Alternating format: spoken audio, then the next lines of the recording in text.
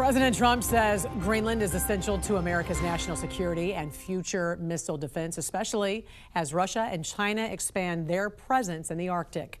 Joining us now to break down the stakes is retired veteran Brigadier General Jan Teichert. Good morning to you, sir. Great to see you.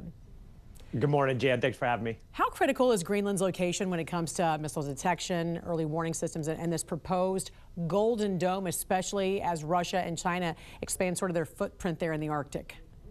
Jan, I would encourage your viewers to take a look at our globe from the North Pole looking down, and you'll see that the largest landmass in the Arctic is Greenland.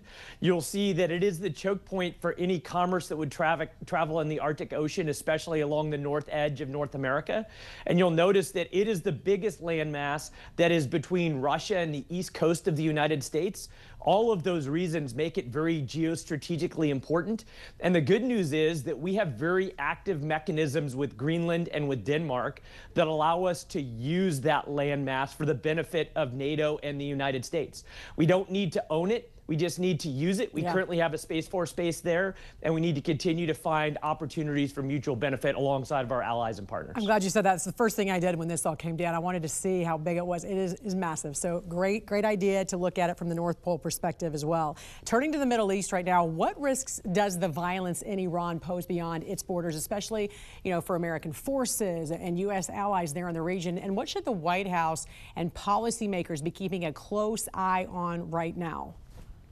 Jan, we have about 50,000 Americans that are in the Middle East deployed there in Jordan, Saudi Arabia, Kuwait, Bahrain, UAE, Qatar, and other locations. And all of those individuals are at risk if Iran makes the decision to launch those ballistic missiles. They probably have about 1,000 of them against U.S. assets in the region. U.S. Central Command is poised currently to defend against any threat that Iran could levy. And right now, that would be an act of desperation by the regime in Iran that indicates that they see the regime falling and they're trying to do whatever they can to shore up support to stop the Ayatollah from having to step down. But I think we're on a pathway now where the regime is at real risk, which means that possibly Iran will do something desperate. Big day for President Trump right now at the White House, where he's meeting with Venezuelan opposition leader Maria Corina Machado. How soon should Venezuela realistically, do you think, move toward elections? And what kind of timeline would make sense to stabilize the country? Jan, right now it seems like the acting president Rodriguez is sufficiently compliant to U.S. interests and demands that slowed down the clock a little bit. And Secretary Rubio has talked about a three-phase plan, which is stabilize, recover, and then transition.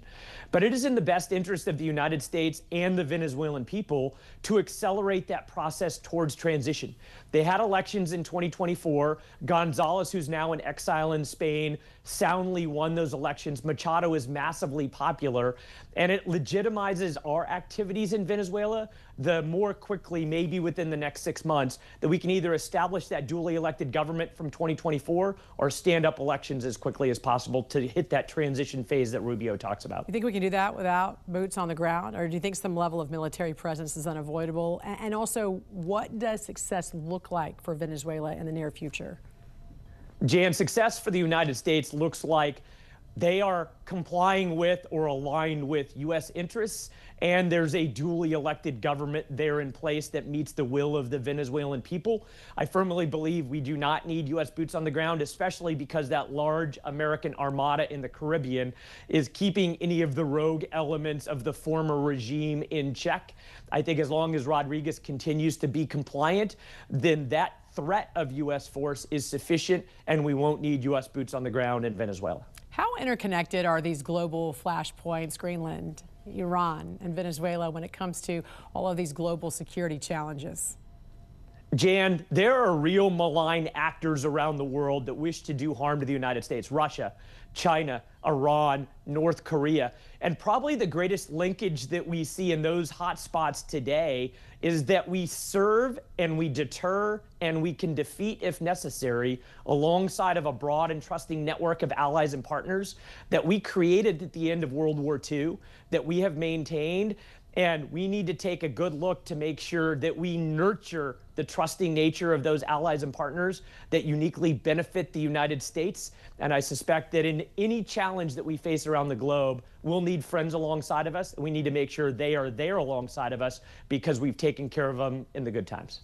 Retired veteran Brigadier General Jan Teichert. Always great to see you, sir. Thanks for joining us this morning. We appreciate it.